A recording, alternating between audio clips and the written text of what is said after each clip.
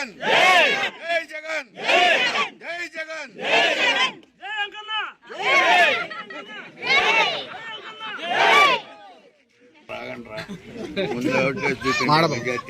ప్రచారం భాగంగా ఈరోజు కమ్మపాడెం మజిరా అయినటువంటి గుర్రాలదిన్నెలో ఈరోజు ప్రచార నిమిత్తం గౌరవ శాసనసభ్యుల కుమారుడు అయినటువంటి రజిత్ కుమార్ రెడ్డి గారు రావడం జరిగింది.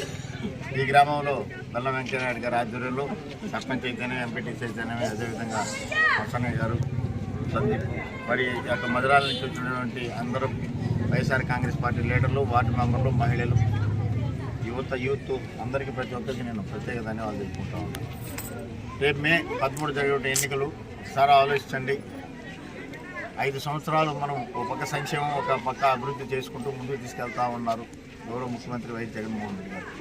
మరొక 5 సంవత్సరాలు ఆయనకు అవకాశం ఇస్తే ఇంకా అభివృద్ధి ముందుకు తీసుకెళ్తూ సంక్షేమాన్ని ఇంకా పెంచుకుంటూ ఎవరైతే పేద బడుగు బలహీన వర్గాల వారు ఉన్నారో వాళ్ళకందరూ కూడా గౌరవప్రదంగా ఈ రాష్ట్రంలో ఉండాలి, ప్రతి ఒక్కరు కూడా ఆనందంగా ఉండాలనే ఉద్దేశంతో ఆయన చేస్తున్నటువంటి ప్రతి సంక్షేమ పథకం.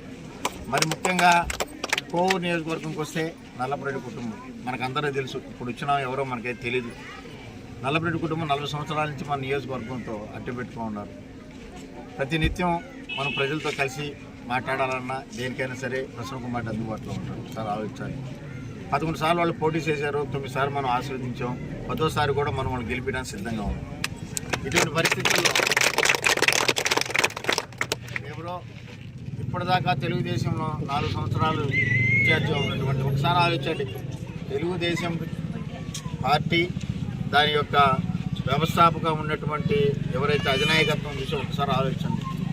4 సంవత్సరాలు ఈ నియోజకవర్గంలో తెలుగుదేశం ఇన్ఛార్జిగా పోలవరెడ్డి దినేష్ రెడ్డిని పెట్టినాడు. అతనేదో ఈ యొక్క ప్రతిపక్షంలో కూడా తిరుగుతూ ఉన్నాడు. మొన్నటికి ఈ యొక్క ప్రశాంత్ రెడ్డి గారు 100 కోట్ల రూపాయలు ఇచ్చి అబ్బాయిని పక్కన పంపించి మళ్ళా సీట్లు తెచ్చుకుంది.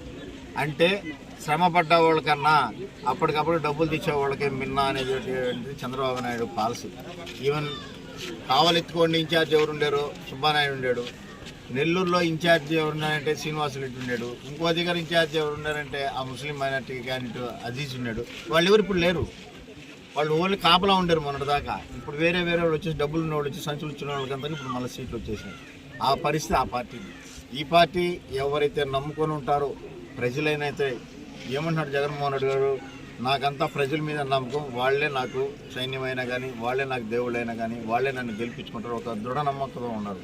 కాబట్టి మనందరం కూడా తప్పకుండా దాని గుర్తుకు ఓటేసి వాళ్ళందరూ అత్యధిక మెజారిటీ గెలిపించాలి. మరి ముఖ్యంగా కమ్మపాళెం వస్తాం. కమ్మపాళెంకి వస్తే కమ్మపాళెం పరిస్థితి మీకు అందరూ తెలుసు. ఇప్పుడు వెంకయ్య నాయుడు వచ్చినాడు.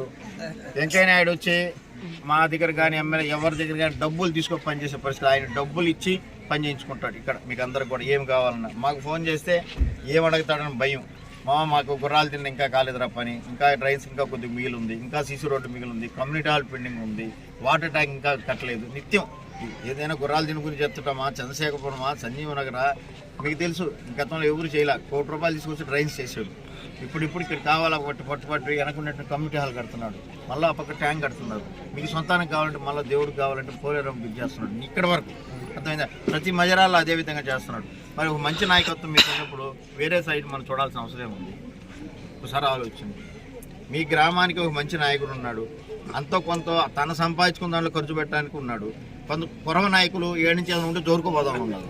అర్థమైందా? ఇది ఒక్కటి ఆలోచించండి. ఈ విధంగా ఉన్నటువంటి వ్యక్తిని మనం సపోర్ట్ చేసి మనం అతనికి అండగా ఉంటే ఇంకొద్దిగా ఆయన కొద్దిగా హ్యాపీగా వరే నేను ఈ పని చేసిన దానికి వీళ్ళంతా నా వెనక నడిచినారు, మొన్న ఎలక్షన్లో నేను చెప్పినట్టున్నారు, మాతో కానీ ఎమ్మెల్యేతో కానీ పోటీ చేసి మా గ్రామానికి ఇంకా మాకు ఇది కావాలా, ఆ లైటింగ్ కావాలా, ఇది కావాలా, అది కావాలి, నేను సంక్షేమ కార్యక్రమం అభివృద్ధి కావాలని తీసుకురాగలరు.